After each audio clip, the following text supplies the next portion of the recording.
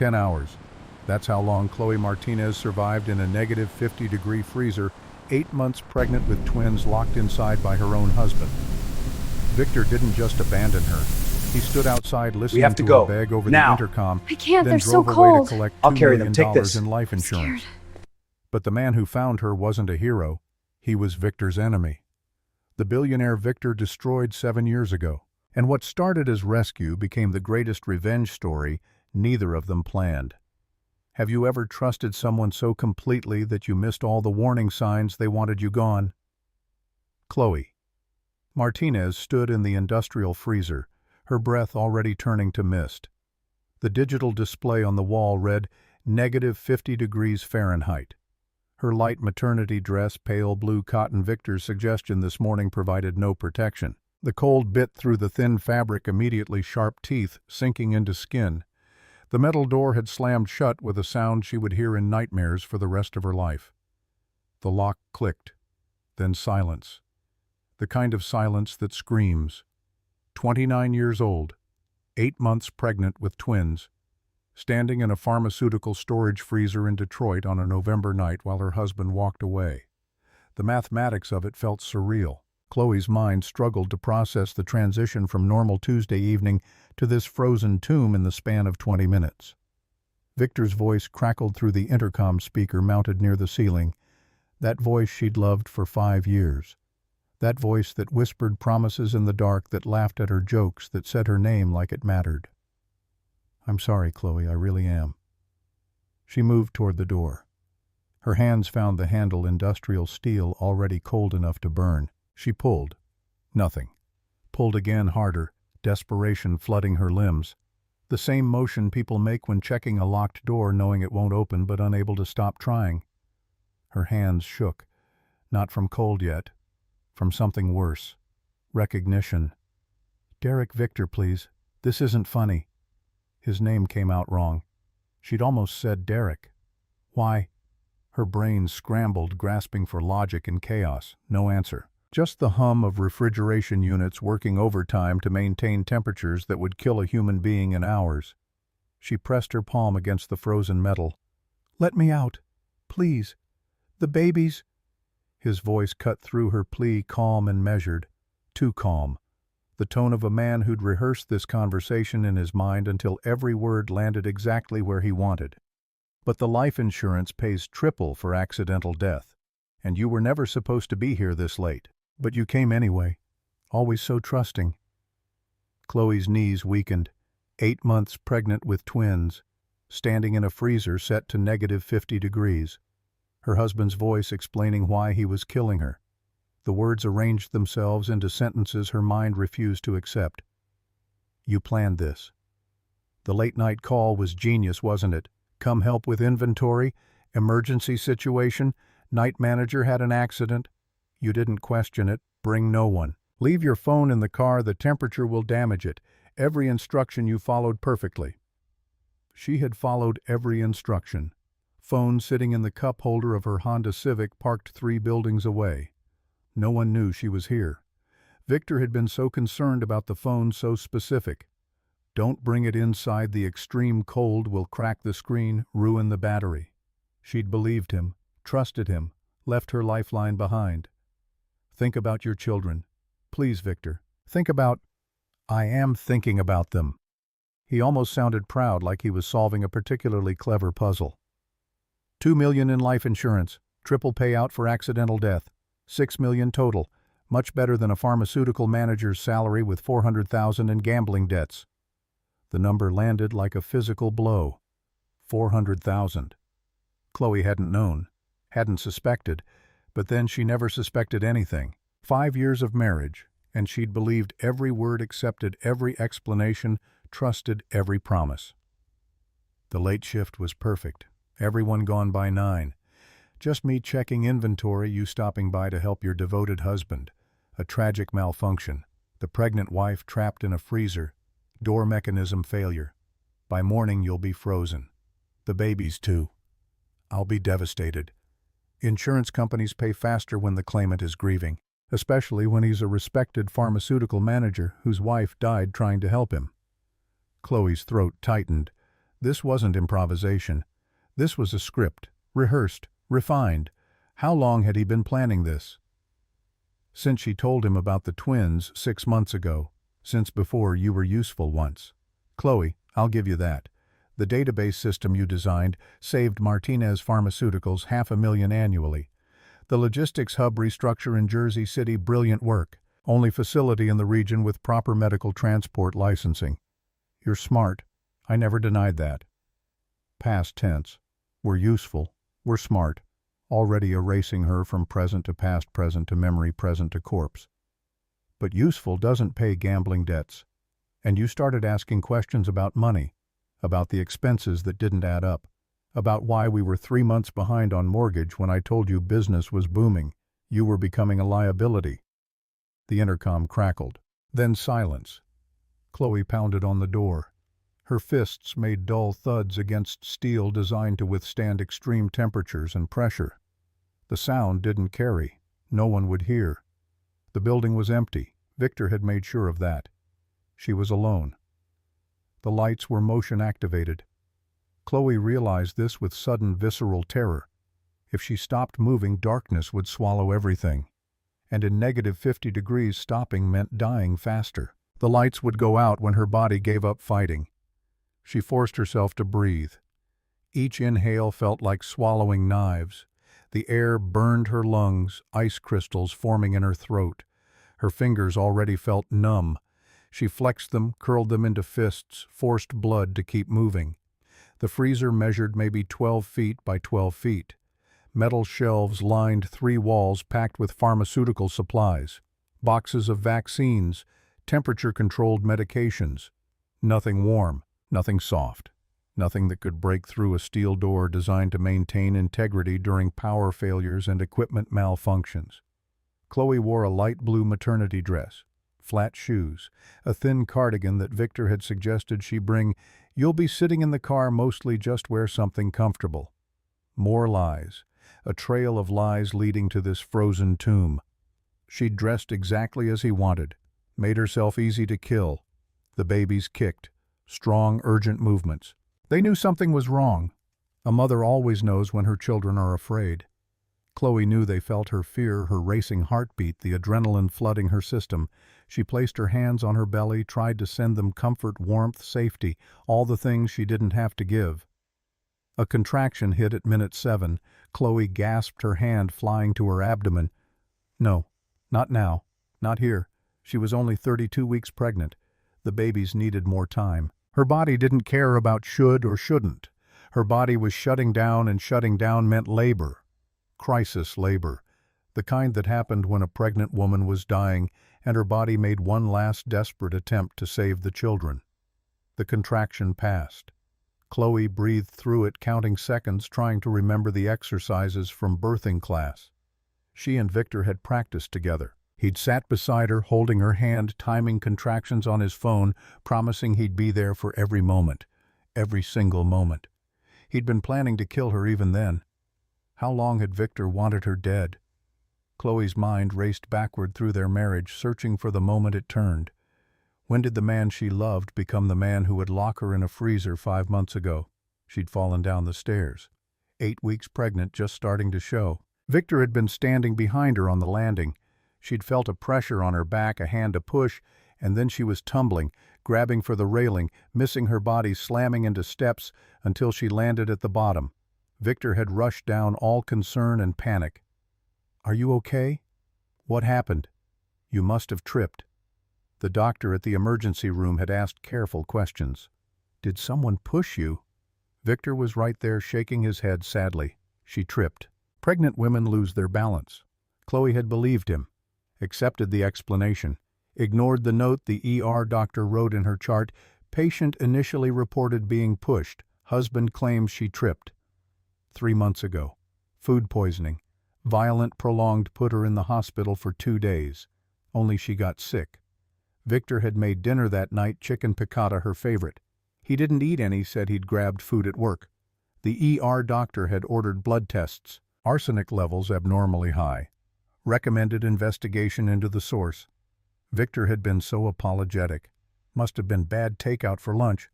Don't eat at that place again. Let me cook for you from now on. I'll take care of you." The investigation never happened. Victor closed it down, spoke to the doctors, assured them it was an isolated incident. 6 weeks ago, her car. The brakes failed on the highway. Chloe had pumped the pedal, feeling it go soft, useless, her Honda accelerating toward the stopped traffic ahead. She'd swerved onto the shoulder, grinding against the guardrail until friction stopped her. The mechanic had sent her an email she'd never fully read. Brake lines were cut. This was deliberate sabotage. I reported it to police, but your husband said it must be parking lot vandalism. Case closed. Victor hadn't just decided to kill her in this freezer. He'd been trying for months, each attempt more calculated than the last. The stairs too easy to survive, the poison too easy to trace, the brakes too easy to fix. But a freezer. A pregnant woman trapped in -50 degrees, delivering premature babies alone, all 3 freezing to death while her devoted husband worked late. That was untraceable. That was perfect. That was the plan that would finally work. Another contraction, stronger this time, 6 minutes after the first. Labor was progressing. Chloe's body didn't know it was supposed to wait, didn't know this was the worst possible time, the worst possible place. Hypothermia was triggering shutdown protocols, and a shutting down body went into crisis mode. Crisis mode meant labor. Labor meant the babies were coming whether she was ready or not. She removed her cardigan. Her fingers fumbled with the buttons, clumsy with cold, finally got it off and wrapped it around her belly. Better the babies stay warm 10 more minutes than her. Better they have some protection. The dress was sleeveless now. The cold attacked her arms, her shoulders, her neck. Every exposed inch of skin burned. She kept moving.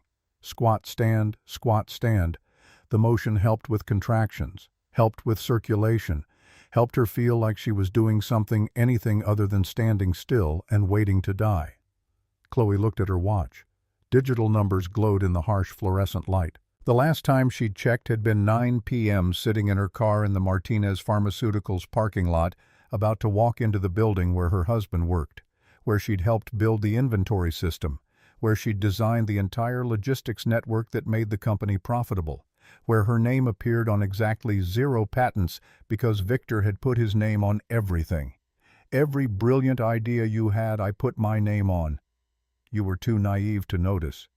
He'd said it so casually. Like theft was just good business. Like erasing her contributions was his right as her husband. She'd written the code that automated their entire supply chain.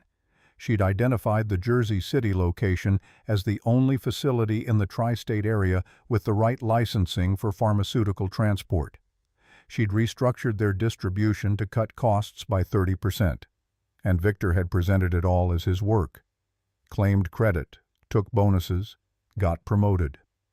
Now the time read 11:47 p.m., 2 hours and 47 minutes since Victor locked the door. Her water broke at minute 16, not minutes on the clock. Minute 16 of her counting, of her internal tracking, of trying to maintain some sense of control in the uncontrollable. The amniotic fluid steamed in the frozen air. Chloe watched it pool on the floor, watched it begin to freeze. The cruel poetry of it. Her water breaking, then immediately turning to ice. This was really happening. She was going into active labor in a -50-degree freezer. Alone. No doctors, no equipment, no warmth. Nothing but her will to survive and 2 babies who deserved better than this.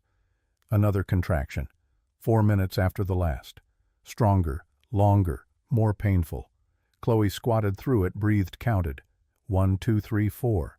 The contraction peaked, held, finally released. She was going to have these babies here, now, in this frozen hell. And somehow she had to keep them alive until someone found them. If anyone found them. Chloe pushed that thought away. Someone would come. Someone had to come. The universe couldn't be this cruel. Couldn't let her survive Victor's abuse for 5 years only to die like this. Couldn't let her babies be born just to freeze to death in their first moments of life. But deep down, in a place she didn't want to acknowledge, she knew. Knew Victor had planned everything perfectly. Knew he'd thought of every detail. Knew he'd made sure no one would look for her until morning. Until it was far too late.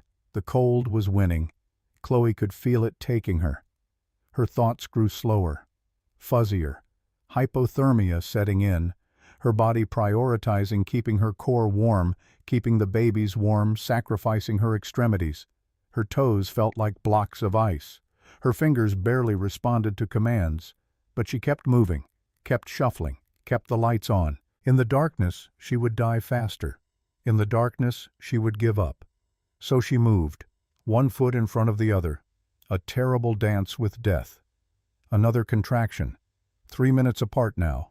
The babies were coming, ready or not, warm or frozen. They were coming. Chloe had read about women giving birth in terrible conditions, war zones, natural disasters, car accidents. She'd never imagined she'd be one of them. Never imagined her husband would create the terrible condition. But here she was, about to deliver twins in a freezer while the man who'd promised to love and protect her drove away to his alibi. Victor would be establishing his whereabouts right now. Maybe at a bar being seen making sure people remembered him. Maybe at a casino, the one place his presence was always documented, cameras tracking his every move. Maybe at home pretending to be worried, calling her phone and leaving concerned voicemails, building the narrative of the devoted husband whose wife disappeared mysteriously. Chloe wondered what story he'd tell. Would he report her missing tonight? Tomorrow morning? How long would he wait before playing the grieving husband? How convincing would his tears be when they found her body? She moved to the center of the freezer, squatted, tried to remember everything she'd learned. Support the head, clear the airway, keep the baby warm, stimulate breathing if necessary. Keep the baby warm in a -50-degree freezer. The cruel joke of it almost made her laugh. Almost. But laughing would waste energy. Energy was life. Energy was the difference between her babies surviving and dying. Another contraction, stronger. The urge to push overwhelmed her. Her body took over. Instinct replaced thought. Chloe pushed. The pain was incredible, searing, all-consuming. But pain meant she was alive. Pain meant her body was working. Pain meant her babies were coming. She felt the baby crown, felt the ring of fire everyone talked about. Except the fire was ice. Everything was ice. Her hands, her feet, her face. All ice. Come on, baby. Come on. Mama's got you. Another push. The head emerged. Chloe reached down with numb fingers, supported it just like she'd learned, just like she'd practiced on a doll in a warm, comfortable birthing class with Victor sitting beside her. One more push. The baby slid into her frozen hands. A girl. Tiny, blue, silent. Terror seized Chloe's heart. No, no, no, no, no. Breathe, baby. Please breathe. She rubbed the baby's back. Rough stimulation cleared the mouth with a finger she could barely feel. Come on, breathe. The baby gasped. Then a weak cry. Thin, reedy, but alive. Chloe sobbed. The sound tore from her throat, relief and joy and terror all mixed together. Her daughter was alive. Blue and hypothermic and way too small, but alive. She had nothing to wrap her in, nothing but the cardigan she'd already used to insulate her belly. Chloe unwrapped it, bundled the tiny body, held her daughter against her chest, skin to skin, the only warmth she could offer. The baby's heartbeat fluttered against her palm. Weak, fast, struggling, but beating. No time to bond, no time to marvel. Another contraction hit, hard, fast. The second baby was coming. Chloe couldn't do this. Couldn't deliver another baby while holding the first. Couldn't keep one warm while birthing the second. It was impossible. But impossible was all she had. She adjusted her position, held her daughter tight against her chest with one arm, felt the second baby coming with pressure and pain that made her vision blur. She couldn't rub this baby's back, couldn't stimulate properly, could only hold her daughter and pray. The second twin slid out faster. Experience.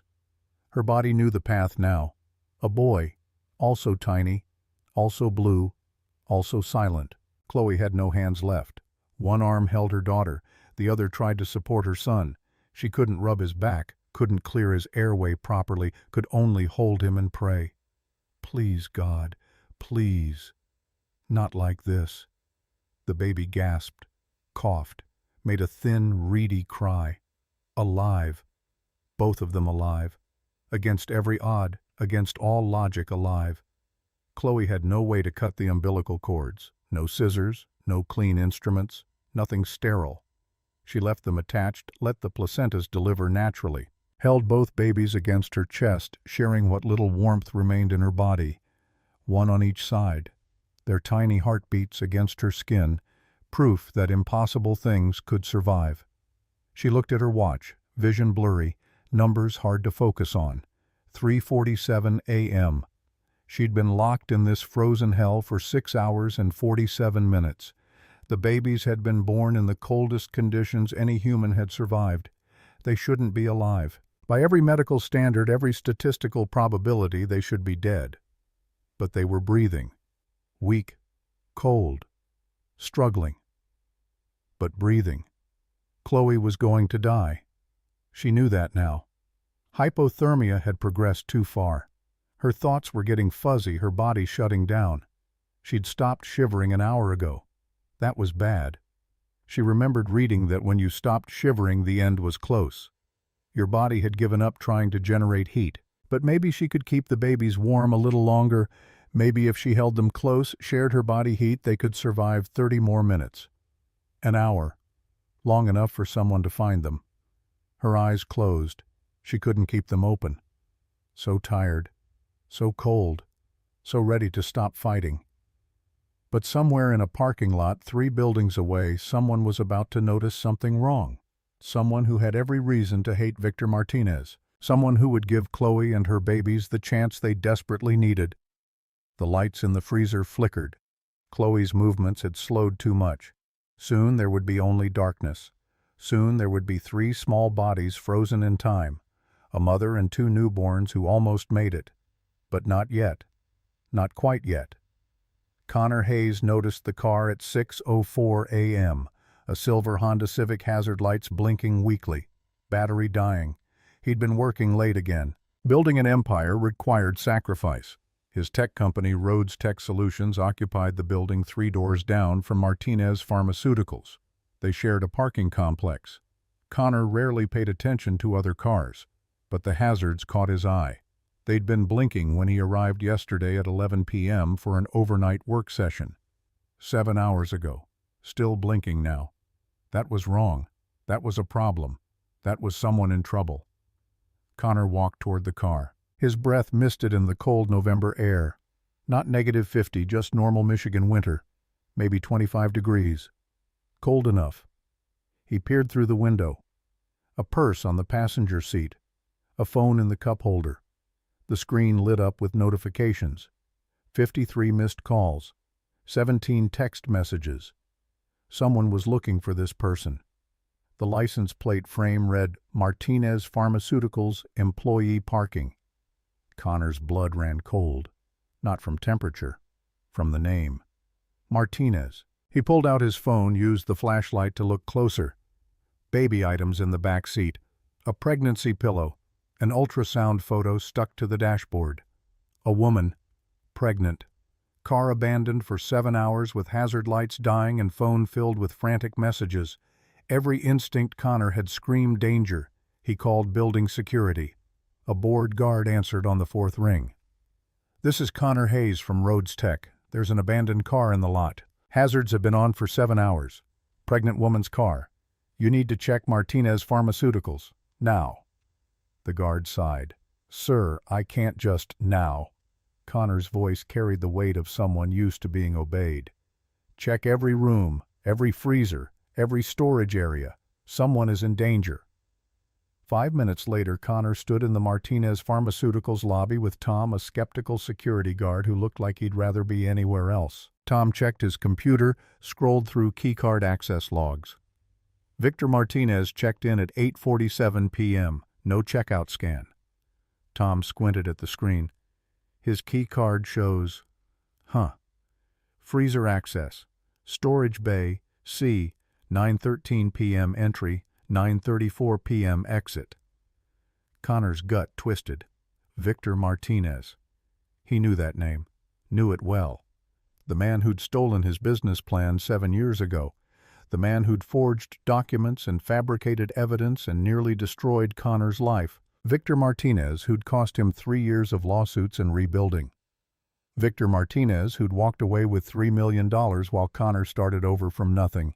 And now Victor's pregnant wife's car sat abandoned while his key card showed freezer access at 9 p.m. and no sign of him since. "Open the freezers. All of them." Tom hesitated. "Sir, I need authorization." Connor pulled out his wallet. $500 bills on the desk. "Open every freezer now." Money talked. Tom grabbed his keys. They moved through the building. Storage Bay A, pharmaceutical supplies. No people. Storage Bay B, more supplies. Empty. Storage Bay C. Tom's hand hesitated on the keycard reader. Victor Martinez's access shows he was in here at 9:13 p.m. Tom checked his tablet. 10 hours ago. Nobody else in or out. 10 hours in a negative 50-degree freezer. Nobody survived that. But Connor's instincts screamed. He'd learned to trust those instincts. They'd saved his company more than once. They'd rebuilt his life after Victor destroyed it. And they were screaming now. "Open it!" Tom swiped his keycard. The lock clicked. He pulled the heavy door. It swung open with a hydraulic hiss. Cold air rolled out negative 50 degrees, meeting 25 degrees in a cloud of condensation. Connor couldn't see through it at first. Couldn't see anything but white fog. Then the fog cleared. Connor's world stopped. A woman sat on the freezer floor slumped against the wall, not moving. Skin blue-white, lips purple, eyes closed. And in her arms, wrapped in a small cardigan, a tiny baby. Connor was moving before his brain caught up. He dropped to his knees beside her, felt for a pulse. Weak, barely there. 30 beats per minute. The edge of death. "Call 911. The shout came from somewhere outside himself. "Now!" Tom fumbled for his phone. Connor looked at the woman. Grace, no, the car registration said Chloe Martinez, Victor's wife. He'd never met her, but he'd seen photos, company events, social media, always smiling, always beside Victor. Now she sat frozen, dying, holding a baby that might already be dead. He felt the baby, also cold, also blue, but a faint heartbeat, faint breathing, alive, somehow alive. Then he looked down, saw the umbilical cord, saw the second baby still attached, crying weakly, a sound like a kitten. His mind couldn't process it, couldn't comprehend. She'd delivered 2 babies alone in a negative 50-degree freezer, and they were all still alive. Connor stripped off his suit jacket, his thermal shirt, wrapped the first baby, the second baby. Grace Chloe stirred. Her eyes fluttered open, unfocused, delirious. "Please," her voice was barely a whisper. "Don't let them die. They're so small." That prayer, every mother's prayer in her darkest moment. Connor felt it pierce his heart. "I've got them, I've got you. Stay awake. Help is coming." Her eyes found his. Some recognition flickered there, some awareness. "He locked me in." The words came slow, slurred. "My husband, Victor. He locked me in here." Connor's blood turned to ice, not from the freezer, from rage, pure incandescent rage. Victor Martinez hadn't just stolen from him, hadn't just lied and cheated and destroyed. Victor had locked his pregnant wife in a freezer to die, had left her to deliver their children alone, had murdered 3 people for money. Except he'd failed, because Connor had noticed, because Connor's instincts had screamed, because the universe for once had intervened. Paramedics rushed in. Connor stepped back, let them work. Watched them assess, wrap, stabilize, move. Chloe and the babies onto stretchers, rushed them to the ambulance. Tom stood beside him, shaking. "Did she say her husband locked her in?" "Yes." "We need to call the police." "Yes." But Connor was already thinking ahead, already planning. Victor Martinez had tried to commit the perfect murder, had come within minutes of succeeding, and Connor had evidence. security footage, keycard logs, timeline documentation. Victor had finally made a mistake, and Connor was going to make sure he paid for it, not just for what he'd done to Chloe and the babies. For everything. For all of it. For 7 years of waiting and building evidence and documenting lies. This was the moment. The reckoning. The end of Victor Martinez's carefully constructed life. Connor followed the ambulance to the hospital. He didn't know Chloe, didn't owe her anything, but he knew Victor, and he knew evil when he saw it, and he wasn't going to let evil win, not this time. In the ambulance, Chloe held her babies. Paramedics worked frantically. Too cold, too small, too much trauma. The odds were terrible, but they were alive. Against every law of nature and medicine and common sense, they were alive. Chloe's mind drifted. Memories flooded in. Things she'd ignored, things she'd explained away, things she'd pretended were normal. The push down the stairs at 5 months, Victor's hand on her back, then her tumbling, him saying she tripped, her believing, the food poisoning, only she got sick, him bringing dinner, her violently ill, him suggesting bad takeout, her accepting. The car brakes, failed completely, him saying vandalism, her not questioning. It wasn't the first time he'd tried to kill her. It was just the first time she couldn't pretend it was an accident. "Ma'am, stay with us." A paramedic's voice. "What are your baby's names?" Names. She hadn't named them. Hadn't had time. Hadn't thought past survival. But they needed names. Needed identity. Needed to be people, not just miracles. Sophia. The first name that came. Classic. Simple. Strong. And Mason. She'd always loved those names. Victor had wanted Junior, had wanted to name the boy after himself. Chloe had pushed back. Thank God she'd pushed back. Her son wouldn't carry a monster's name. The hospital appeared through the ambulance windows. Bright lights, movement, urgency. Chloe closed her eyes. Let them take her. Let them save her babies. Let herself drift into darkness. She'd fought long enough. Now others could fight for her. The last thing she heard was a doctor's voice, shocked and awed. "How are they alive? 10 hours at -50, delivering twins alone. This is medically impossible." But Chloe knew the answer. She was alive because she'd refused to die. The babies were alive because she'd kept them warm with her own body, her own will, her own desperate love. Impossible was just another word for things people hadn't survived yet. And Chloe Martinez was a survivor. 48 hours of nothing. Then Chloe's eyes opened to white walls, beeping machines, and pain that radiated from everywhere at once. Her body felt wrong, heavy, disconnected, like someone had taken her apart and put her back together with pieces missing. Dr. Helen Park sat beside the bed, gray hair pulled back, kind eyes that had seen too much suffering to be shocked by anything. 58 years old and 30 of them spent in emergency medicine, her face showed every hard case, every miracle, every loss. "Chloe, welcome back. You've been unconscious for 48 hours. The words came from far away. Chloe tried to speak. Her throat burned raw from intubation. She managed one word. "Babies." In the NICU. Critical but stable. Dr. Park leaned forward, her voice gentle but clinical.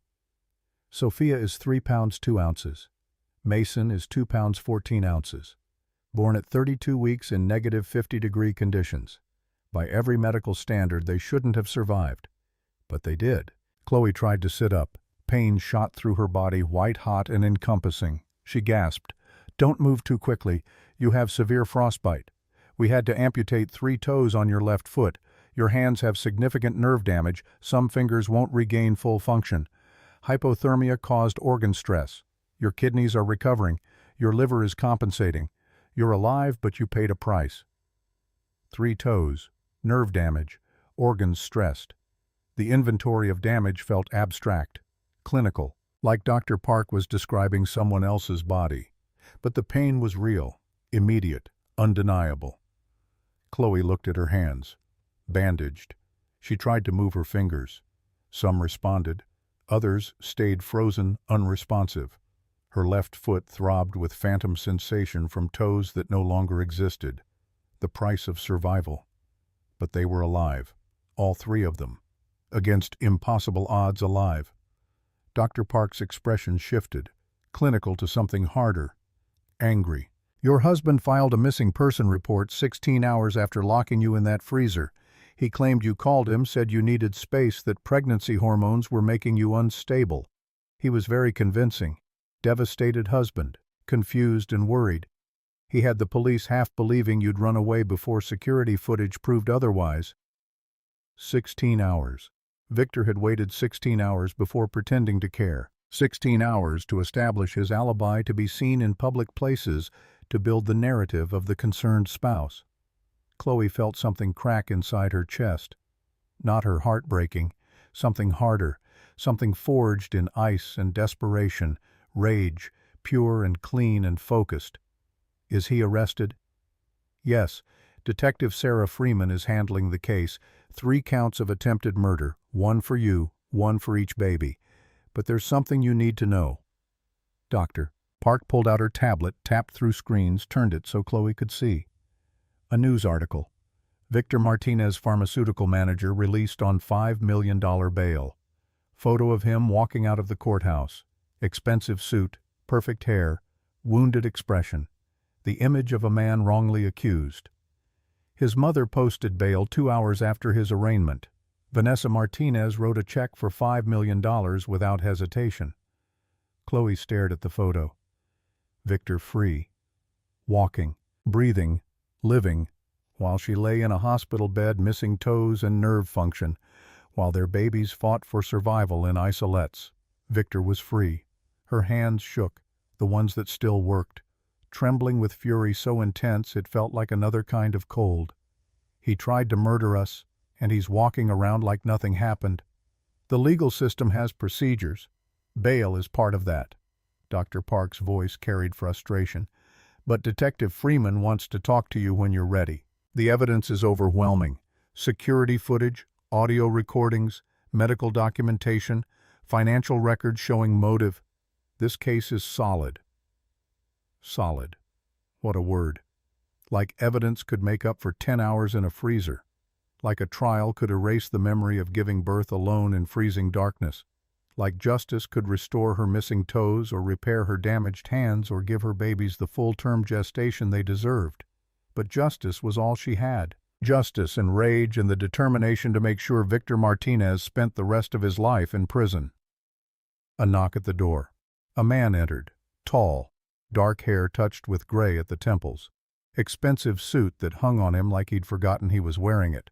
Eyes that looked tired and alert at the same time. I'm sorry to intrude. I'm Connor Hayes. I found you. In the freezer. Recognition flickered. The voice, the presence, the moment before everything went dark. This man had saved them, had opened the door, had called for help. You saved my babies' lives. Her voice cracked. Thank you. Connor shook his head.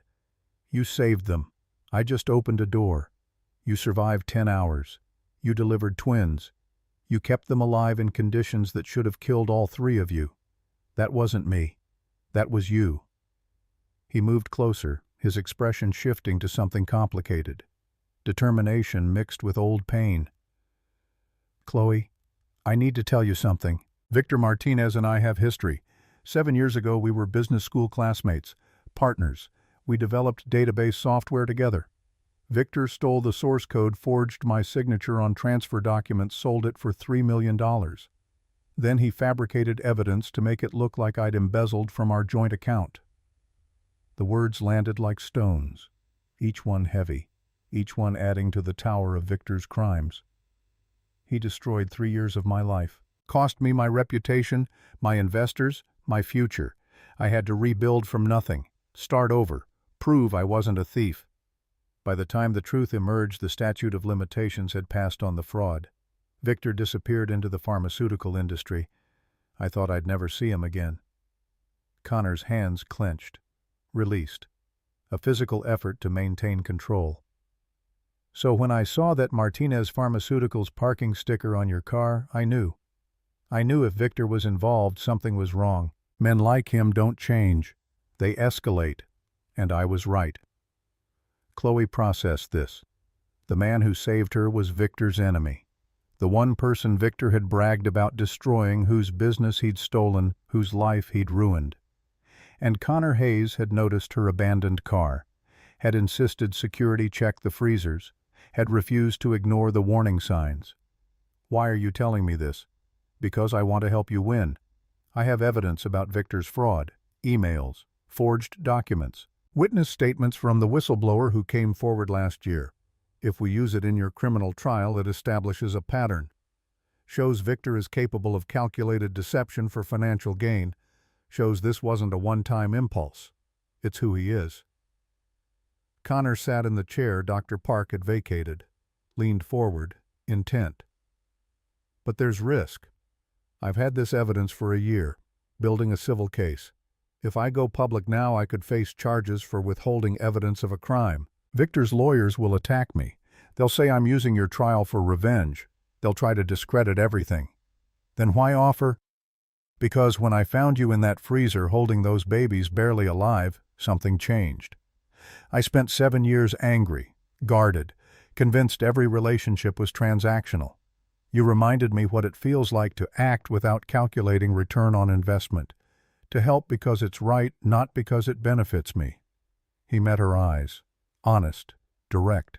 If my evidence helps convict Victor of attempted murder, any legal risk to me is worth it. He needs to pay, not just for what he did to me, for what he did to you and Sophia and Mason, for everything. Chloe studied his face, looking for the angle, the manipulation, the cost that would come later. 5 years with Victor had taught her to expect hidden prices, but she saw only sincerity, determination, a man offering help without strings. I accept, her voice steadied, but I want to do more than sit and let others fight for me. Victor controlled me for 5 years, made every decision, managed every aspect of my life. Now I want control back. I want to fight. Connor smiled. Small, genuine. Then let's begin. A week passed in a blur of medical procedures and legal preparation. Sophia and Mason remained in the NICU, tiny bodies in isolates attached to wires and tubes and machines that beeped reassurance. Chloe visited every day, sat beside their incubators, reached through the openings to touch their soft skin, whispered promises. Mama's here. Mama's fighting for you. We're going to be okay.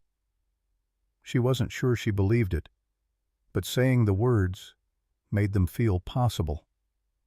Rachel Kim arrived on day 3.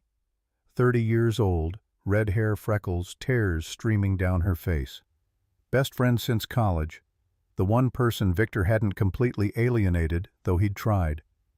Oh my God, Chloe, I came as soon as I heard. I've been calling and Victor kept saying you needed space. You didn't want visitors, you were dealing with pregnancy stress. Rachel's voice broke. She pulled Chloe into a careful hug, mindful of bandages and IV lines. He locked you in a freezer. He tried to kill you. I can't believe I should have known something was wrong. Should have pushed harder to see you. Should have. You couldn't have known. I didn't know. He gaslit me for 5 years. Made me doubt reality. Made me think I was too sensitive, too emotional, too difficult. You can't blame yourself for believing his lies when I believed them too. Rachel pulled back, wiped her eyes. What do you need? Anything. Everything. I'm here. I need you to help me build this case. I need someone I trust who won't sugarcoat things or try to protect me. I need my best friend. You have her, always. Rachel moved into the apartment Connor had rented for Chloe. Small, safe, far from Victor's world. She brought clothes, toiletries, photos of better times, made the space feel less like a safe house and more like a temporary home. Detective Sarah Freeman came on day 5. 42, sharp eyes that missed nothing, 20 years in law enforcement, and half of those focused on domestic violence cases. She'd seen patterns, recognized escalation, knew attempted murder when evidence screamed it. Mrs. Martinez, I need your full statement. Everything from the beginning. Don't leave anything out. Chloe told it all. The phone call, the empty building, the freezer. Victor's voice over the intercom explaining why he was killing her.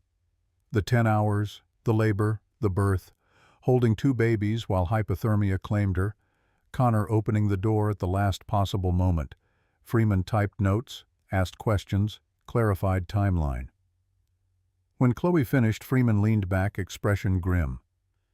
This is one of the worst domestic violence cases I've investigated, but it's also one of the strongest. Security footage shows Victor entering the freezer with you, exiting alone, locking the door. We have audio from the intercom system, his voice admitting the life insurance motive. Medical evidence is overwhelming. Financial records show the gambling debts and the insurance policy increase. Search history on his computer shows months of research. She pulled out a file. Thick, organized, damning. 6 months ago, Victor searched, "How long does hypothermia take to kill?" He searched, "Life insurance payout for accidental death." He searched, "Can pregnant women survive freezing temperatures?" 5 months ago, he increased your life insurance from $500,000 to $2 million. You signed the paperwork, but I'm betting you didn't read it carefully.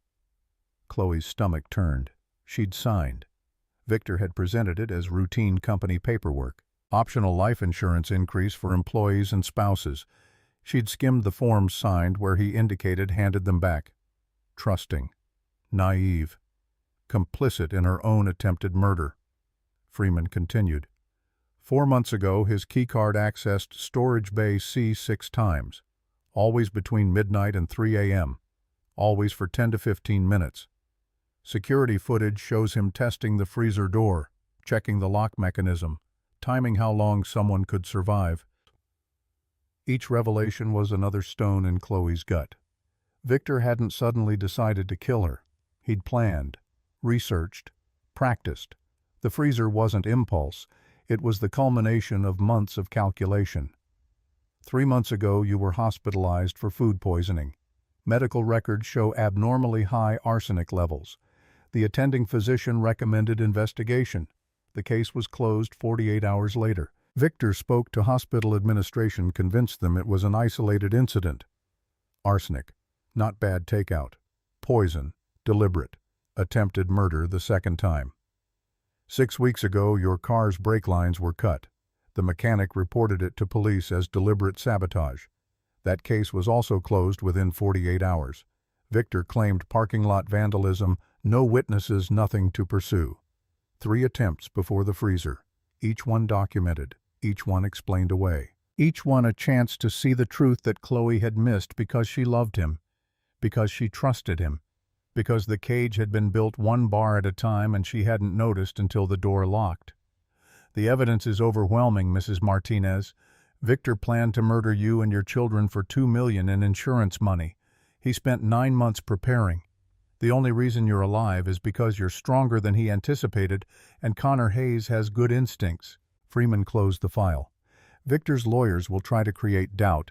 They'll attack your credibility. They'll claim you're unstable, vindictive, mentally ill from pregnancy. They'll twist every fact. But the evidence doesn't lie. Security footage doesn't have an agenda. Audio recordings don't misremember. This case is solid. Solid. That word again. Chloe wanted to believe it, wanted to trust the system. But Victor was free on bail, walking around, living, while she relearned how to use damaged hands and walk on a foot missing toes. What happens now? Trial, probably 3 months out. We'll prepare you for testimony. Connor's evidence about the fraud 7 years ago will help establish pattern. We're also looking for other victims. Men like Victor don't start with attempted murder. They escalate. Other victims. The phrase hung in the air. How many women had Victor hurt before Chloe? How many had he manipulated, gaslit, controlled?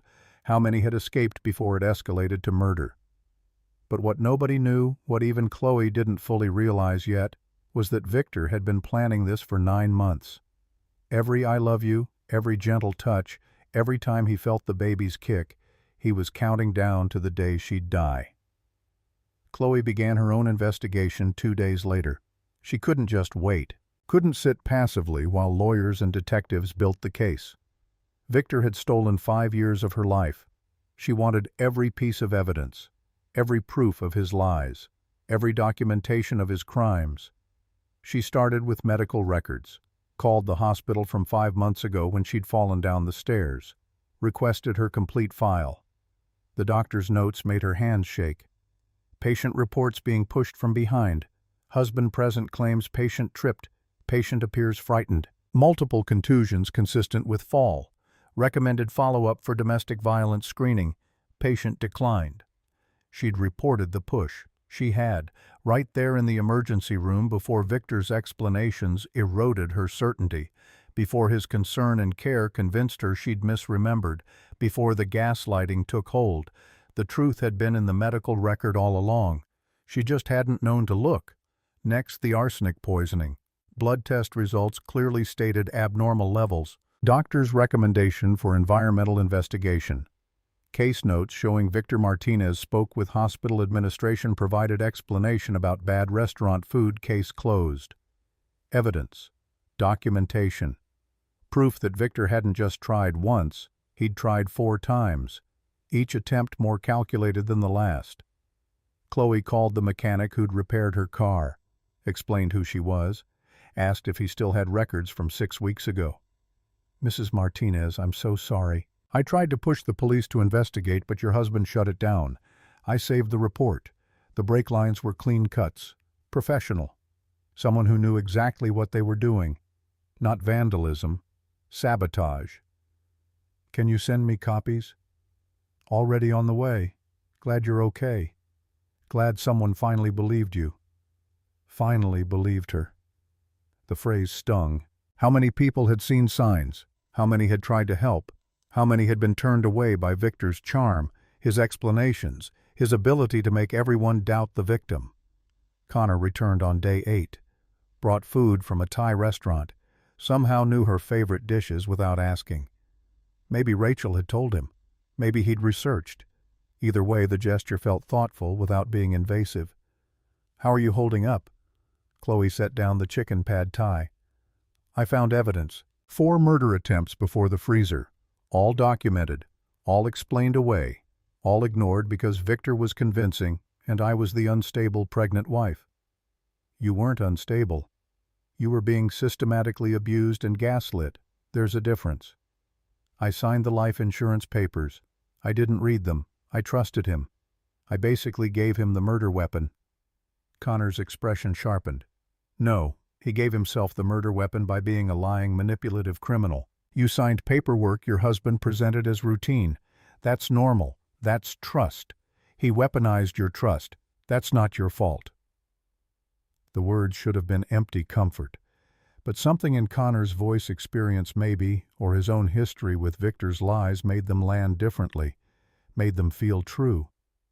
"Why are you really helping me? You barely know me.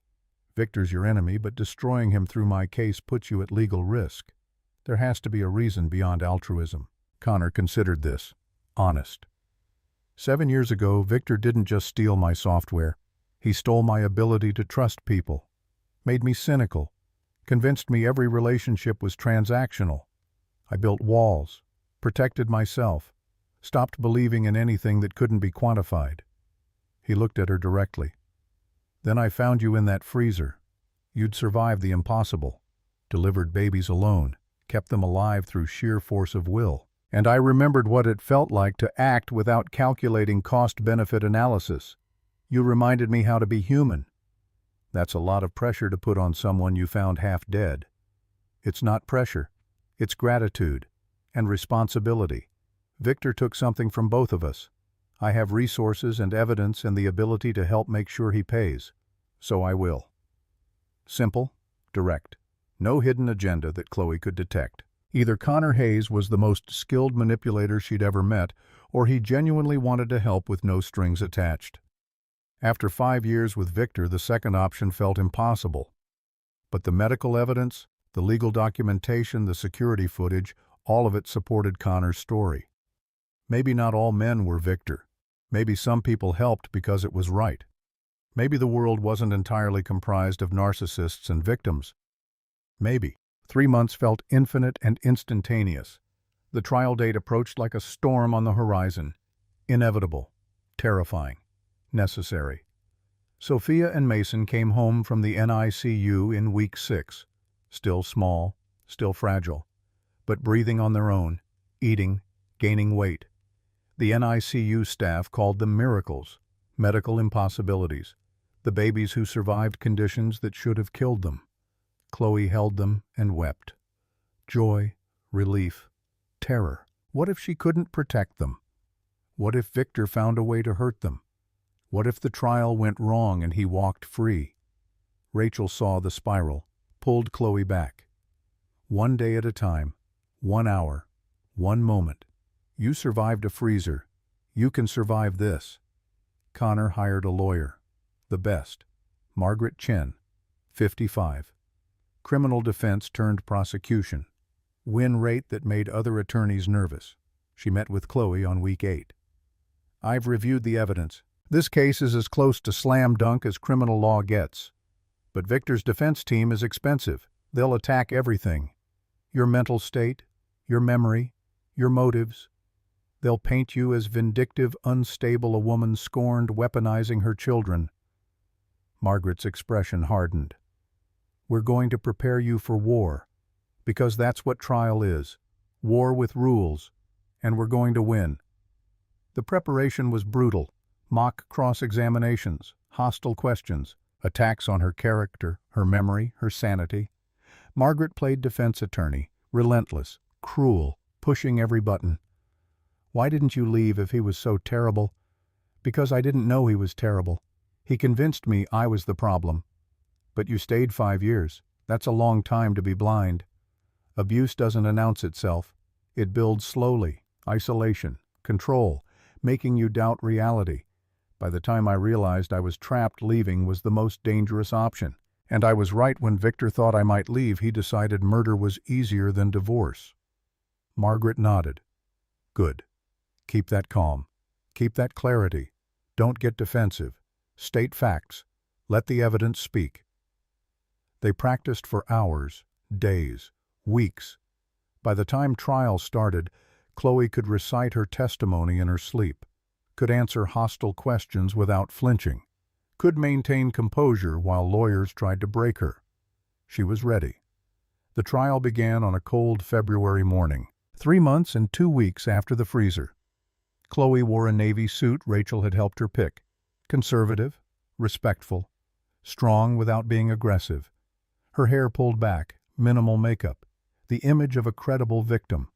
She hated that she had to think about image, hated that her clothing and appearance mattered as much as evidence. But Margaret had been clear juries judged. Appearance influenced perception. Fair or not, Chloe needed to look like someone worthy of belief. The courtroom felt too small and too large at once. Wood paneling, high ceilings, fluorescent lights that made everything look slightly unreal. Victor sat at the defense table.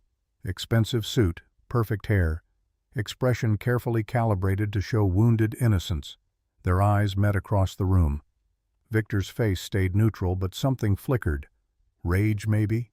Or surprise that she was still alive, still fighting, still refusing to disappear quietly like he'd planned. Jury selection took 2 days. 7 women, 5 men, ages ranging from 28 to 65, diverse backgrounds.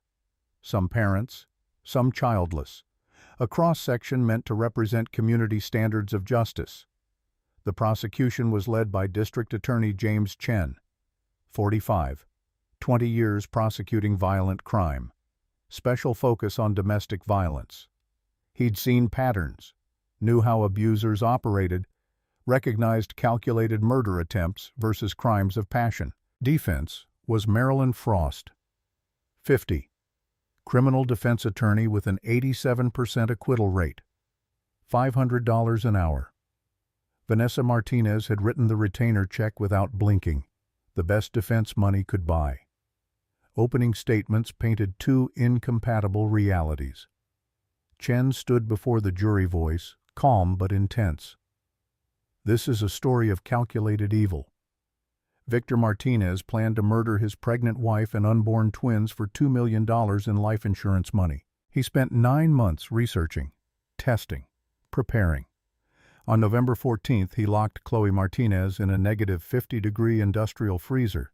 listened to her beg for mercy over the intercom, then left her to die while he established his alibi. He paused. Let it sink in. What Victor didn't plan for Chloe Martinez is stronger than he imagined. She survived 10 hours in conditions that should have killed her in 2. She delivered premature twins alone, kept them alive with nothing but her body heat and her will to survive. And Victor's second mistake, his enemy Connor Hayes was working late that night, noticed Chloe's abandoned car, insisted security check every freezer, found her minutes before death. Chen walked slowly along the jury box. The evidence is overwhelming. Security footage, audio recordings, medical documentation, financial motive, computer search history. This isn't speculation. This is documented, premeditated, attempted murder. Marilyn Frost rose for the defense. Warm smile, sympathetic expression, voice like honey over steel. This is a tragedy, but not the tragedy Mr. Chen describes. This is the tragedy of a woman suffering severe prenatal depression, a woman who became paranoid, unstable, convinced her devoted husband wanted to harm her, a woman who in her confused mental state wandered into an industrial freezer and became trapped when a door malfunctioned. Frost shook her head, sad, regretful. Victor Martinez loved his wife. He's devastated by these accusations. Yes, he made a mistake. He left a freezer door inadequately secured during inventory. But that's negligence, not murder. The prosecution wants you to believe Victor is a monster, but the evidence will show he's a man in anguish, a husband whose mentally ill wife has weaponized their children to destroy him. The opening statement set the battlefield. Premeditated murder versus tragic accident. Evil husband versus unstable wife. The jury would decide which story matched the evidence. Witnesses built the prosecution's case brick by brick. Detective Freeman testified first. Methodical. Precise. Walked the jury through timeline security footage audio recordings. Victor entering storage bay C with Chloe at 9:13 p.m. Exiting alone at 9:34 p.m. His keycard locking the door from outside. His car leaving the facility at 9:47 p.m. The video played on screens positioned for jury viewing. Grainy but clear. Victor's hand on Chloe's back, guiding her into the freezer, the door closing, Victor walking away. No hesitation, no looking back. Just a man completing a task. Frost cross-examined. Aggressive. Detective, is it possible the door malfunctioned after Mr. Martinez left? Freeman's voice stayed level. No. The keycard system shows Victor's card was used to engage the external lock. Manual locks don't spontaneously activate. But you can't prove Victor intended to harm his wife. He could have thought she'd already exited. The intercom audio proves intent. Victor's voice stating, "The life insurance pays triple for accidental death." Frost's confidence flickered. That audio could be fabricated. FBI forensic technicians extracted it from the building's backup server. Chain of custody is documented. Voice analysis confirms it's Victor Martinez. The recording is authentic. The courtroom went silent. Even Frost had no immediate response. Dr. Park testified next. Clinical, authoritative. Described Chloe's injuries in detail that made several jurors wince. Frostbite severe enough to require amputation, nerve damage, organ stress, hypothermia that should have been fatal. In 30 years practicing emergency medicine, I have never seen anyone survive 10 hours at -50 degrees. The fact that Mrs. Martinez delivered premature twins in those conditions and kept them alive defies medical explanation. It's not miracle. It's extraordinary human will. Frost attacked. Doctor, could Mrs. Martinez's mental state have affected her perception of events? Mrs. Martinez underwent psychological evaluation post-rescue. No history of mental illness, no signs of psychosis or delusional thinking. Her PTSD symptoms are consistent with someone who survived attempted murder, not someone who imagined it. But pregnancy can cause hormonal imbalances, mood instability, paranoia. Dr. Park's expression went cold. Pregnancy does not cause women to hallucinate being locked in freezers by their husbands. Mrs. Martinez's account is corroborated by security footage, audio recordings, and physical evidence. Her mental state is not the question here. Victor Martinez's criminal intent is. Connor took the stand on day 3, testified about finding the car, calling security, insisting they check freezers, opening storage bay C to find Chloe and the babies barely alive. Then Chen shifted. "Mr. Hayes, please describe your history with Victor Martinez." Connor's jaw tightened. 7 years ago, we were business school classmates. We developed database software together. Victor stole the source code, forged my signature on transfer documents, sold it to investors for $3 million, then fabricated evidence to make me look like an embezzler. The courtroom stirred. Frost objected. "Irrelevant to current charges." Judge Reeves considered. "It goes to pattern of deception. I'll allow it." Connor continued. "Victor cost me 3 years fighting false accusations. I lost investors, lost my reputation, had to rebuild my entire career from nothing. Last year, a whistleblower came forward with documents proving Victor forged my signature, proving I was telling the truth all along." Chen presented the evidence. Emails, forged documents, witness statements, each piece showing Victor's capacity for calculated fraud. "Why didn't you report this earlier?" Connor met the jury's eyes. "Honest. I was building a civil case. But when I found Chloe and those babies in that freezer, I realized if my evidence helps convict Victor of attempted murder, any legal risk to me is worth it." Frost's cross-examination was vicious. "You hated Victor Martinez. You had motive to frame him." "I didn't frame anyone. Security footage, medical evidence, audio recordings, none came from me. I opened a door, that's all." "But you're using this trial to get revenge for your stolen business." Connor's voice stayed calm. "No, I'm using it to make sure Victor never hurts anyone else. There's a difference." Frost had no effective rebuttal. The evidence stood independent of Connor's history. His testimony added context, not foundation. Day 4 brought Chloe to the stand. Her hands trembled as she placed them on the Bible, swore to tell the truth, sat in the witness box with every eye in the courtroom focused on her. Chen's questions were gentle, straightforward. "Walk us through November 14th. Chloe told it, all of it. The phone call, the empty building, Victor leading her into the freezer, the door closing, his voice over the intercom explaining why he was killing her. The 10 hours, the cold, the labor, delivering Sophia, then Mason, holding both babies while hypothermia claimed her, praying someone would find them before it was too late. Her voice never broke. She'd practiced this, knew that crying would be seen as manipulation, knew she had to be strong, credible, factual. Let the horror of the story speak for itself. 3 women on the jury cried anyway. 2 men looked at Victor with visible disgust. Then Frost stood for cross-examination. The real battle began. "Mrs. Martinez, you have a history of depression, don't you?" "I was depressed because I was being abused." "But you stayed with Victor for 5 years. If he was so terrible, why not leave?"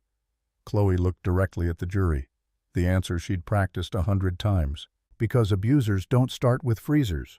They start small, isolating you from friends, controlling finances, making you doubt your own memory. They build a cage 1 bar at a time. By the time you realize you're trapped, leaving is the most dangerous option." And I was right. The moment Victor thought I might leave, he decided murder was easier than divorce. The courtroom went silent. Even Frost paused, recalibrating. "But you stand to gain $2 million from life insurance if Victor is convicted." "The policy was in my name. If I'd died, Victor would have received the money. My conviction or his changes nothing about my financial situation. I gain my life, my children's lives, safety. That's what I gain."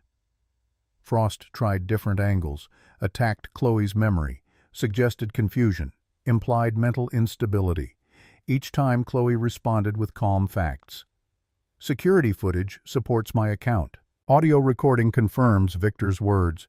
Medical evidence proves what happened to my body." After 2 hours, Frost sat down. Chloe had held. The defense called their surprise witness on day 5. The courtroom doors opened and a woman walked in. 32, blonde, nervous energy radiating from every movement. She wore a gray dress that looked expensive but uncomfortable like borrowed armor. The defense calls Olivia Chen. Chloe's heart stuttered. She knew that name. Connor had mentioned it in passing. Victor's ex-girlfriend from 7 years ago. Before Chloe, before the marriage, before everything. Olivia took the stand, swore the oath, sat with her hands folded too tightly in her lap. Frost approached with manufactured warmth.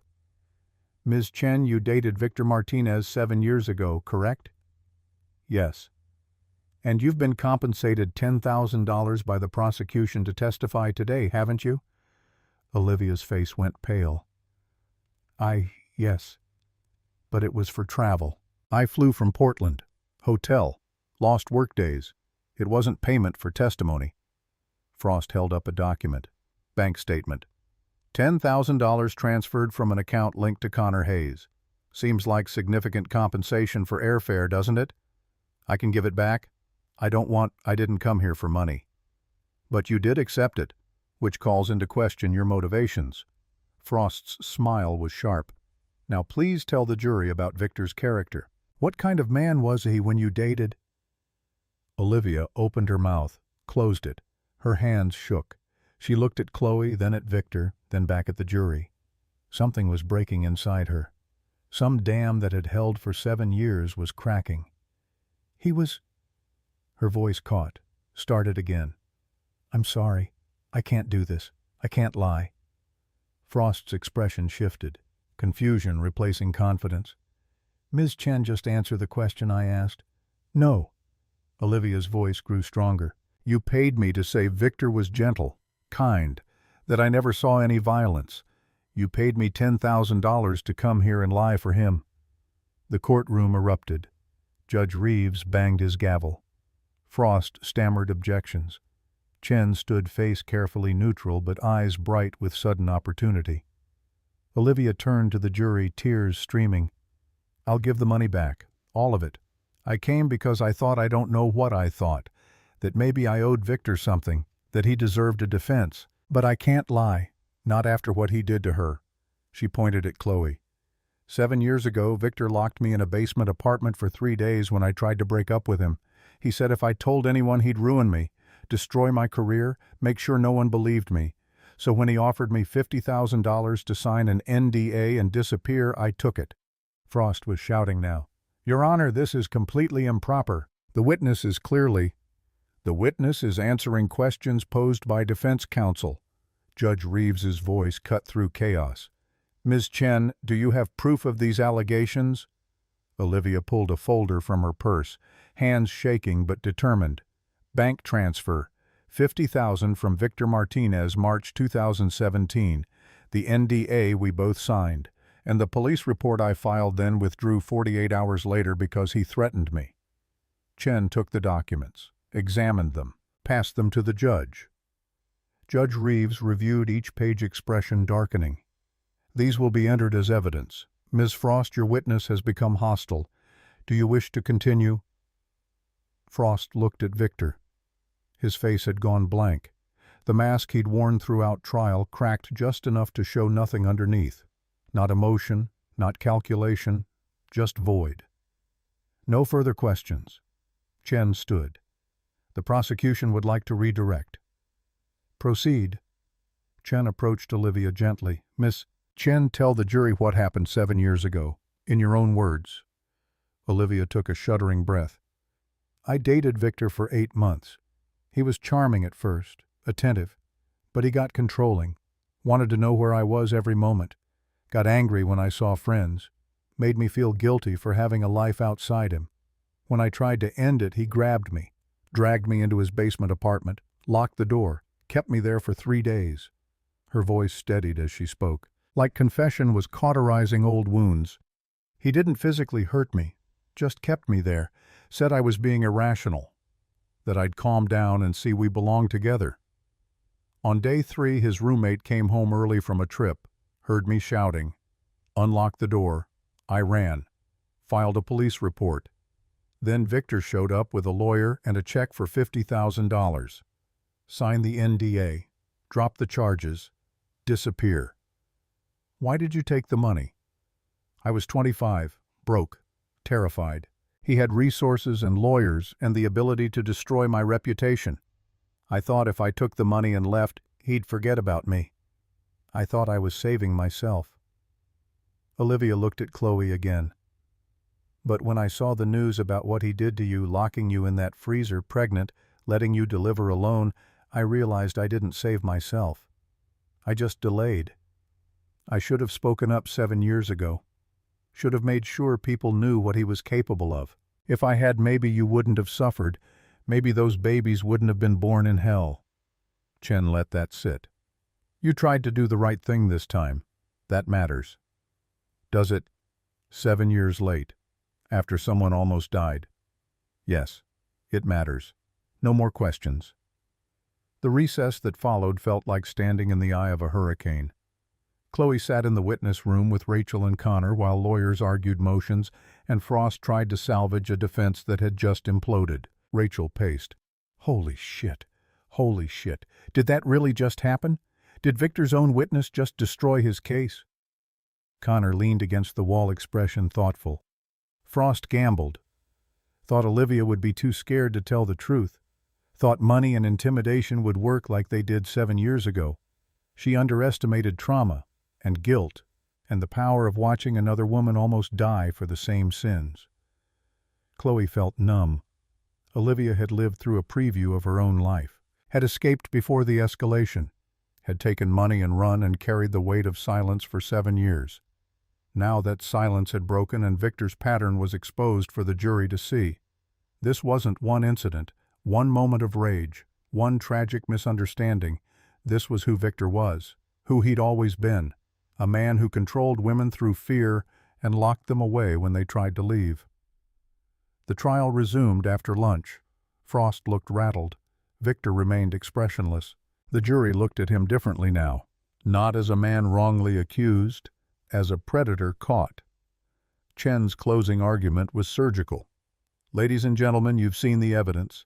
Security footage showing Victor Martinez locking his pregnant wife in a freezer, audio recording of him admitting the insurance motive, medical testimony about injuries consistent with 10 hours in negative 50-degree temperatures, financial records showing $400,000 in gambling debts, computer searches proving months of planning. He paused. Let each point sink in. You've heard testimony from Olivia Chen.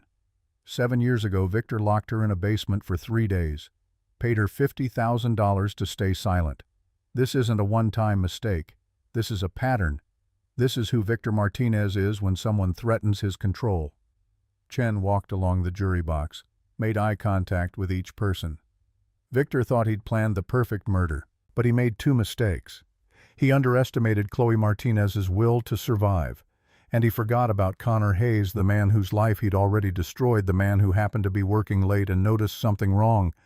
Those 2 mistakes are why we're here instead of at a funeral. He returned to his position, voice quiet but intense.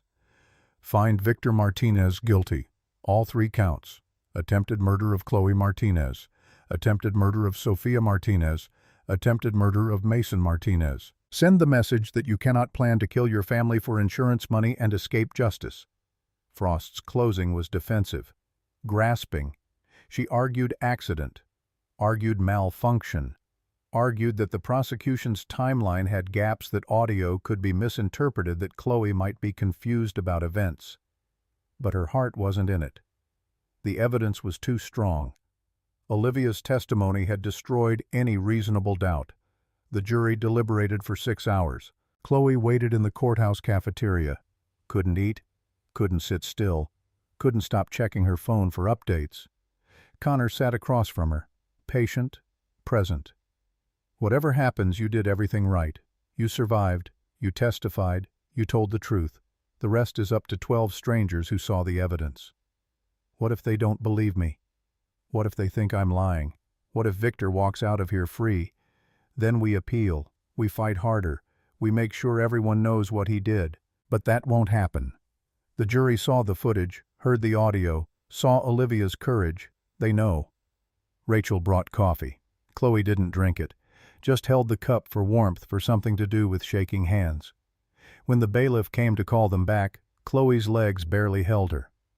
The walk to the courtroom felt infinite, every step toward a verdict that would determine whether justice existed or whether monsters could buy their freedom with expensive lawyers and dead eyes. The courtroom filled. Press in the back rows. Observers who'd followed the trial. Dr. Park had come. Detective Freeman. Even some of the NICU nurses who'd cared for Sophia and Mason. People who'd invested in this story, who needed to see it end right. Judge Reeves entered. Everyone stood, sat, the ritual of law proceeding according to ancient rhythms. Has the jury reached a verdict? The foreman stood. A woman in her 50s, schoolteacher, mother of 3. She'd cried during Chloe's testimony. Now her face showed only solemn duty. We have your honor. On the charge of attempted murder of Chloe Martinez, how do you find the defendant guilty? The word detonated through Chloe's chest, relief so intense it felt like pain. Rachel grabbed her hand, squeezed hard enough to hurt, an anchor to reality. On the charge of attempted murder of Sophia Martinez, how do you find the defendant guilty? On the charge of attempted murder of Mason Martinez, how do you find the defendant guilty? 3 counts, 3 guilty verdicts. Victor Martinez would go to prison for the rest of his life. The courtroom erupted, cheers from supporters, Vanessa Martinez screaming from the gallery, bailiffs moving to restrain her. Victor sat motionless, finally showing emotion, not remorse, not fear, rage, pure and undiluted.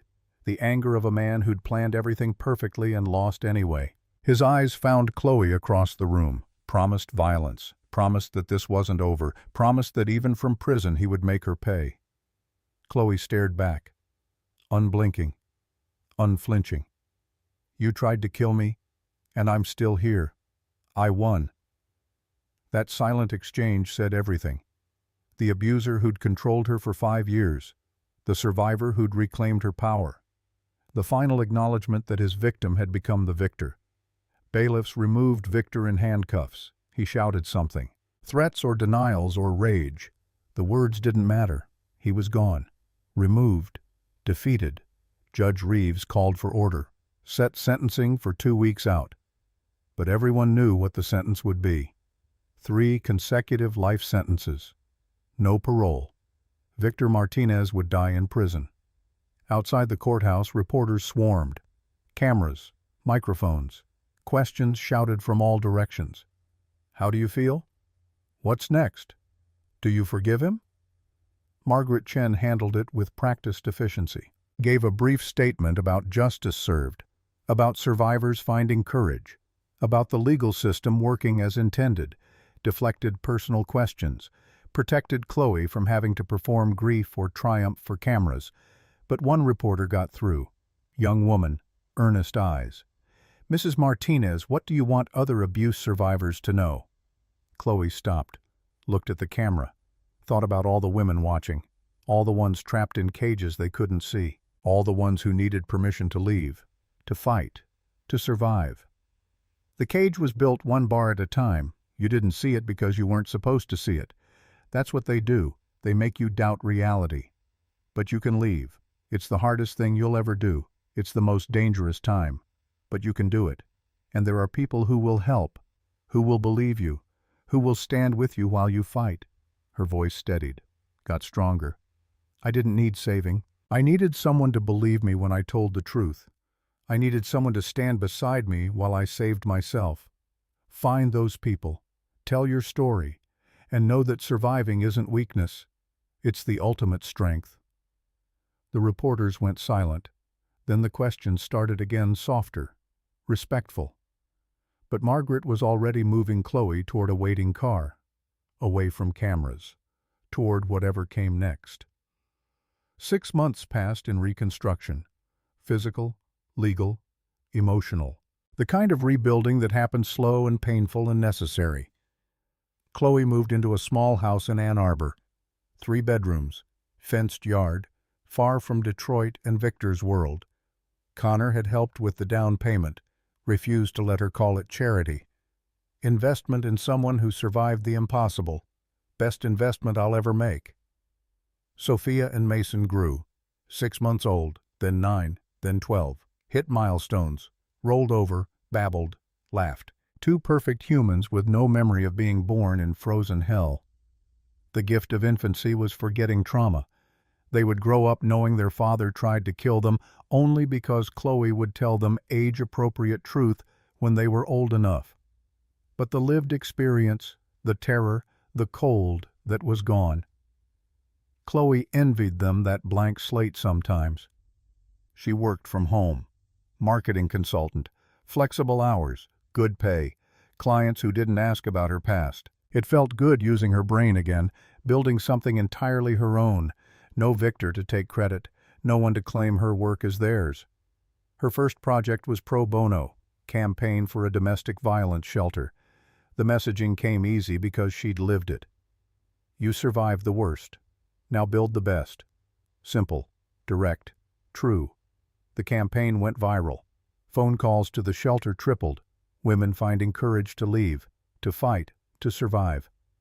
Connor visited weekly, always called first, always respected boundaries, never stayed longer than 2 hours unless specifically invited. Brought food, played with the babies, never pushed for more than Chloe wanted to give. One evening, sitting on her porch while Sophia and Mason napped inside, Chloe asked the question that had been building for months. "Why are you still coming here?" Connor looked at the sunset, orange and purple streaking Michigan sky. "Because I like being here. Because watching you rebuild is inspiring. Because Sophia and Mason are wonderful. Because you're wonderful. I'm broken." "No, you're healing. There's a difference. I have PTSD, nightmares. I check the locks 4 times every night. I panic when anyone stands too close. I flinch at unexpected sounds. That's broken." Connor turned to face her. "You delivered twins in a freezer. Survived 10 hours of hypothermia. Testified against your abuser. Started a new career. Raised 2 babies alone. Built a life from ruins. That's not broken. That's the strongest person I know. You barely know me. I know you've been through hell and came out forgiving. I know you help other survivors without expecting anything back. I know you're kind to people who don't deserve it and ruthless with people who do. I know your first instinct is still to trust even though trust almost killed you. That takes more strength than I'll ever have." Chloe felt something crack in her chest. Not breaking, opening. "I don't know how to trust anymore." Victor made sure of that. "Then we'll figure it out together. However long it takes. However slow you need to go. No pressure, no expectations. Just time." 3 months later, they went on their first real date. Not dinner at Chloe's house with babies present, not strategic planning sessions with lawyers. An actual date. Restaurant, babysitter, adult conversation, the works. Chloe felt nervous in ways she hadn't felt since she was 19, forgot how to flirt, stumbled over words, spilled water on the tablecloth. Connor just smiled, patient, amused in the gentle way that made self-consciousness dissolve. "You're staring at the menu like it's going to attack you." "I forgot how to do this. Date, be normal, exist outside of survival mode." "Then don't think of it as a date. Just 2 people who like each other having dinner. No expectations, no performance. Just us." "I can do just us." They talked about everything except Victor. About Connor's company going public. About Chloe's dream of opening her own marketing agency someday. About books they'd read and places they wanted to visit and the small, ordinary things that made life worth living. Chloe laughed. Really laughed. The sound surprised her. She'd forgotten what joy felt like without fear underneath. What it meant to relax with someone without calculating their mood, their anger, their potential violence. The check came. Connor paid. Chloe didn't fight him on it. The old instinct to refuse help to prove she didn't need anyone had started to soften. Sometimes accepting help wasn't weakness. Sometimes it was just 2 people caring about each other. In the parking lot, Connor walked her to her car. Didn't assume she wanted more, didn't push into her space, just stood at a respectful distance and smiled. I had a good time. Me too. Chloe meant it. We should do this again. I'd like that. Call me when you're ready. He turned to leave. Chloe reached out, caught his hand. He stopped, looked back. Question in his eyes, but no demand. She leaned in, kissed him, quick, chaste, a promise of maybe. When she pulled back, Connor's smile had transformed, soft, genuine, full of something that looked like hope. Good night, Chloe. Good night. She drove home with the radio playing and her heart doing complicated things in her chest. Terror and happiness mixing in ways that felt uncomfortable but real. This was what recovery looked like. Not the absence of fear, the willingness to risk anyway. 6 more months of slow progression. Dates, conversations, kisses that grew longer and deeper but never pushed past Chloe's boundaries. Connor following her pace with patience that felt infinite. He met her parents, her sister, the friends she'd lost touch with during Victor's isolation, Rachel, who'd never left, Dr. Park, who still called to check on the babies, Detective Freeman, who'd become an unexpected ally. Connor fit into her life without demanding space, added himself to the margins and let Chloe decide when to bring him closer to the center. On Sophia and Mason's first birthday, Connor proposed. Nothing flashy, just the 4 of them in Chloe's backyard. Sophia and Mason playing in their inflatable pool, Connor kneeling with a simple ring. I know you don't need me, you've proven that 1,000 times, but I want to be part of your family if you'll have me. I want to adopt Sophia and Mason, be their dad in every way that matters, and I want to wake up next to you for the rest of my life. If you're ready, if you want this, no pressure. Chloe didn't answer immediately. The old instinct to protect herself screamed warnings. But under that something newer. Trust built on months of Connor showing up, respecting boundaries, keeping promises, being exactly who he claimed to be. I need to talk to my therapist first, and Rachel, and my parents. Make sure I'm choosing this for the right reasons. Choosing love instead of need, choosing partnership instead of rescue. Connor stood, slipped the ring back in his pocket. Take all the time you need. I'm not going anywhere. 2 weeks later, after sessions with Dr. Linda Huang and long conversations with everyone she trusted, Chloe had her answer. Yes, but only because I want to, not because I have to. And that makes all the difference. The wedding happened 6 months later. Small, intimate, 30 people in Chloe's backyard. Yellow dress because it was her favorite color, and Victor's ghost no longer got to dictate her choices. Sophia and Mason as flower girl and ring bearer, 18 months old and chaotic and perfect. Rachel stood as maid of honor. Theodore Rhodes, Connor's father, as best man. Everyone who'd fought for Chloe when she couldn't fight for herself. Everyone who'd stood beside her while she reclaimed power. The vows were simple. Connor promised to be partner, not rescuer. To stand beside, not in front. To love all 3 of them for the rest of his life. Chloe promised to trust even when fear screamed. To let him in even when walls felt safer. To love him with a heart that had been broken and rebuilt stronger. They kissed. Not their first, but the one that mattered most. The one that said this was real. This was chosen. This was partnership built on honesty instead of control.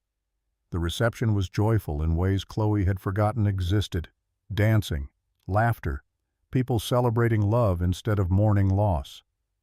Theodore gave a toast that made everyone cry. Chloe, you remind us that strength isn't never falling.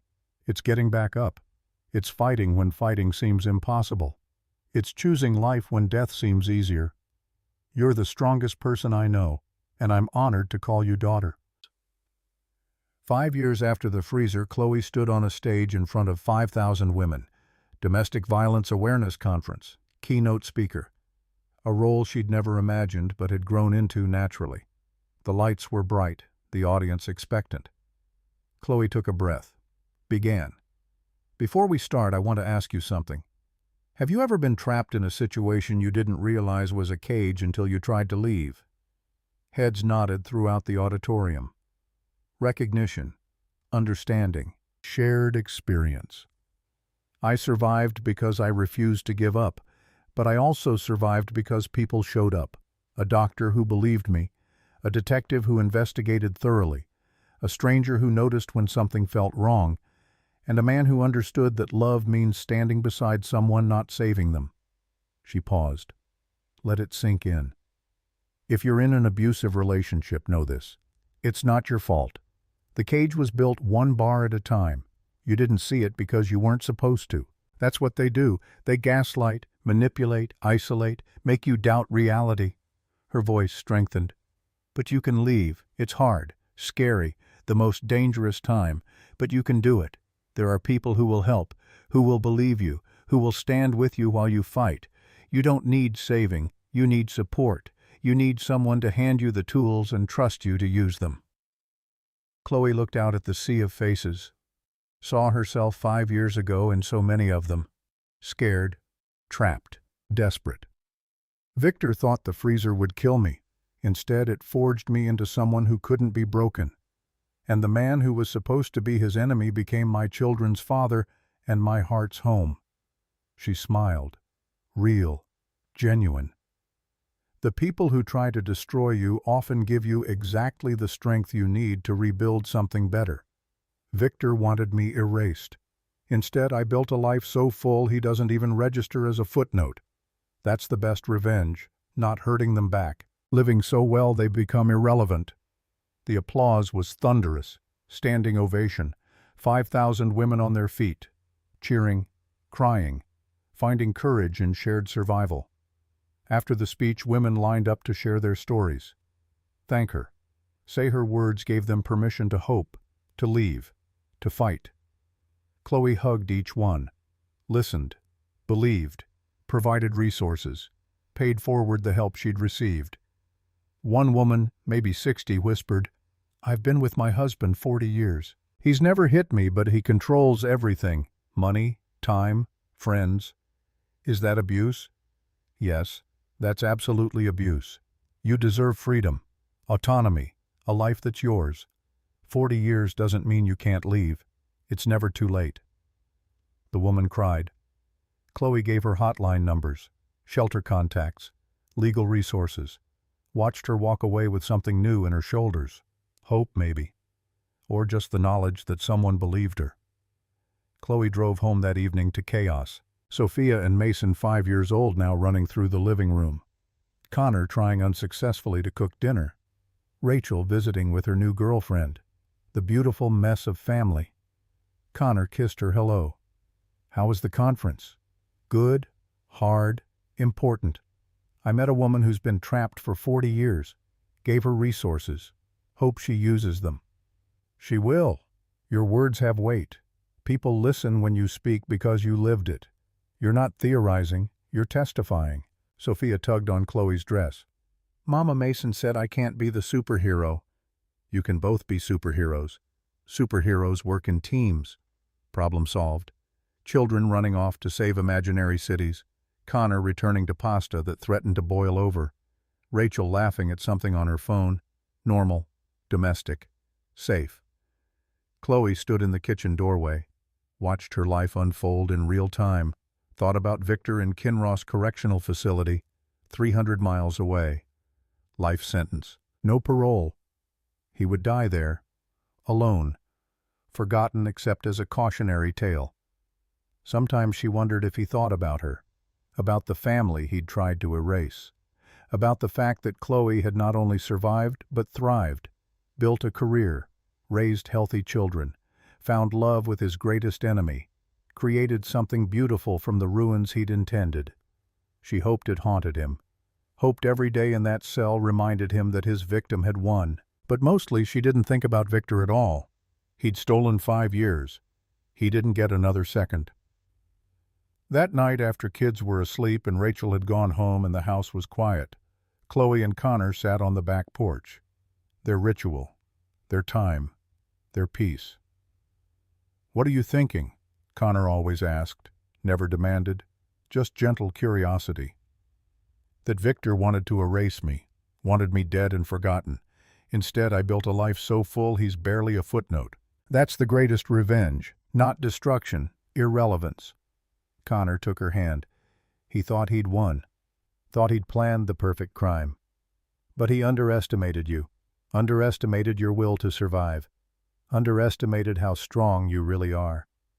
I underestimated myself too, until I didn't have a choice, until survival was the only option. Then I discovered I was stronger than anyone knew. They sat in comfortable silence, stars overhead, children safe inside, life continuing, life thriving, life winning. Chloe's phone buzzed. Text from Olivia Chen. They'd become friends after the trial, bonded over shared trauma, supported each other's healing. Just left my abusive boyfriend. Called the shelter you recommended.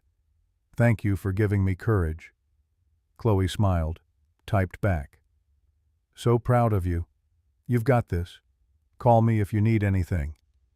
The cycle continuing, one survivor helping another, one woman's courage inspiring the next. Victor had tried to create victims. Instead, he'd created an army of warriors, women who survived, who healed, who helped others survive and heal. That was his legacy.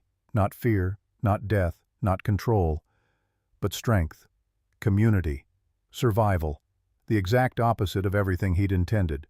Connor stood, held out his hand. Come to bed. Tomorrow's another day of being unstoppable. Chloe took his hand. Let him pull her up. Walked inside to a house that smelled like home and safety and future. Before turning off the lights, she checked the locks. Once. Down from 4 times 2 years ago. Progress. Healing. Recovery happening in small increments that added up to transformation. In the hallway, she stopped at Sophia and Mason's room. Watched them sleep. 5 years old. Healthy. Happy. No memory of frozen beginnings. No trauma carried forward. Just 2 kids who knew they were loved and safe and wanted. She'd given them that. Not Victor, not fate, not even Connor, though he helped. Chloe had fought for 10 hours in impossible cold. Had delivered them alone. Had kept them alive with nothing but will and body heat and desperate love. She was the reason they existed, the reason they thrived, the reason they would grow up knowing their mother was the strongest person they'd ever meet. Chloe Morrison Rhodes, survivor, advocate, mother, wife, warrior. It makes you wonder how many people are living in cages they don't see, and how can we be the ones who help them find the door? Have you ever discovered strength you didn't know you had, or know someone who survived the impossible? Tell us in the comments. Your story might be exactly what someone else needs today. If you or someone you know is experiencing domestic violence, call the National Domestic Violence Hotline 1-800-799-7233. You are not alone. You deserve to be safe.